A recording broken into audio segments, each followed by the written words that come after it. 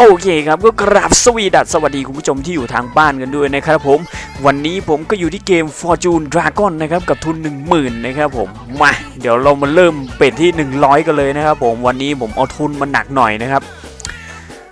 มาครับเรามาดูกันดีกว่านะครับว่าเกมนี้จะมาดีหรือเปล่านะครับผมโอ้โหยังไม่ทันไรครับแม่งก็ลอยขึ้นมาแล้วนะครับผมเข้าฟรีสปินไปแล้วนะครับผมยังเปิดคลิปไม่ถึงไหนเลยครับมาซะแล้วนะครับผม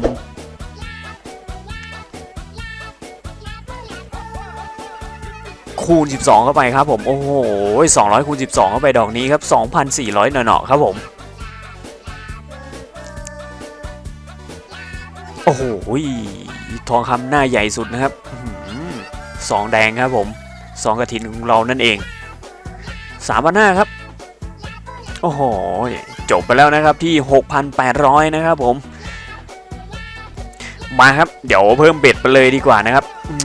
เอาเบ็ด200ดีกว่าครับผมถ้ากดโดยการบวกมันจะขึ้นมา500เลยไปครับ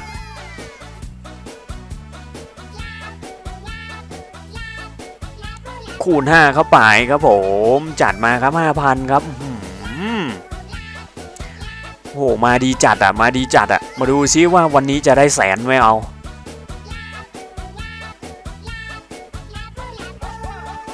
เบ็ด500ครับตอนนี้ก็ยังไม่มีอะไรเกิดขึ้นนะอุ้ยมาอีกแล้วครับผมโอ้โห 10,000 ครับผมเบาๆครับครับชิวๆครับผมโอ้ยมาดีจัดเลย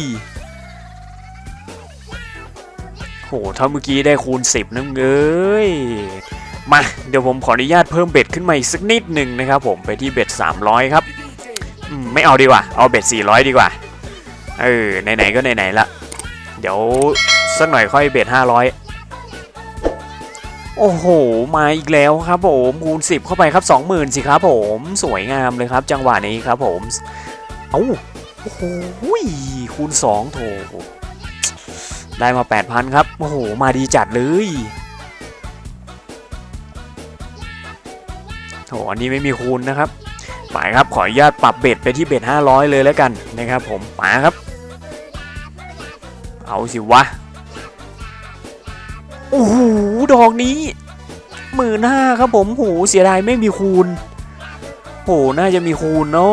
ะคูณ10อ่ะหน้าแพงนะเมื่อกี้นี่มาเดี๋ยวผมขออนุญาตเพิ่มเบ็ดไปที่เบ็ด1,000เลยแล้วกันครับไหนๆก็ไหนๆแล้วมาเรามาลุ้นกันดีกว่าว่าจะถึงแสนไหมอ่ะนี่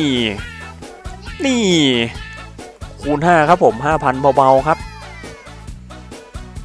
มาหน่อยโอ้ยมาหน่อยหน้าใหญ่ๆโอ้ย2กระถินครับผม 50,000 สิครับโอ้โหคูณ10ครับผมสวยงามโหนี่ขนาดยังไม่ได้เปิดไอ้โหมดชนะรางวัลนะครับผมที่อยู่มุม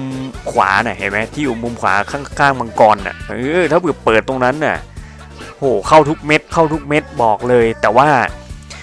มันจะแลกโดยการปรับจำนวนเบ็ดนะครับผมปรับขึ้นนะครับแต่อันนี้น่าจะเบ็ด1,000ขนาดนี้มันไม่น่าจะปรับขึ้นได้แล้วนะเพราะว่าสูงสุดอยู่ที่เบ็ด 5,000 แต่ก็ไม่แน่ใจนะแต่ผมไม่เปิดดีกว่า50,000 ไปอีกแล้วครับ 50,000 ไปอีกแล้ว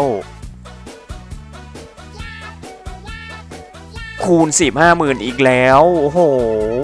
50,000 ออกรัวจัดครับผมโอ้โหอันนี้คูณ5ครับไม่ใช่คูณ10นะครับ 25,000 ครับผมโอ้โหเอาให้ถึง 500,000 นี่เอามา 50,000 อีกแล้วซองกระถินออกดีจัดเลยซองกระถินเนี่ยเมื่อไหร่หมวกทองจะออกวะเนี่ย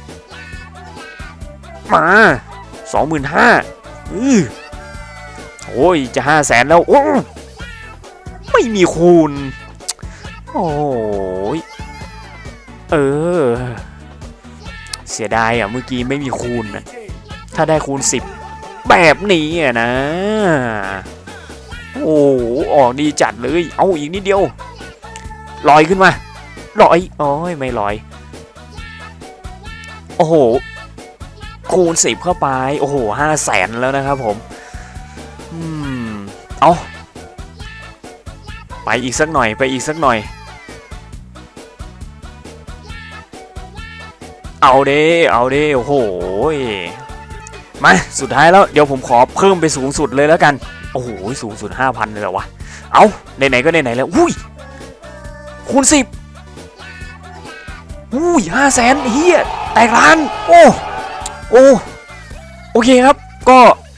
พอแค่นี้ดีกว่านะครับผมโอ้โหมาเป็นล้านโอเคครับสำหรับใครที่ชอบคลิปนี้ก็อย่าลืมกดไลค์กด Subscribe ช่องผมเพื่อเป็นกำลังใจให้ผมด้วยแล้วกันไว้เจอกันใหม่คลิปหน้าสำหรับวันนี้สวัสดีครับผม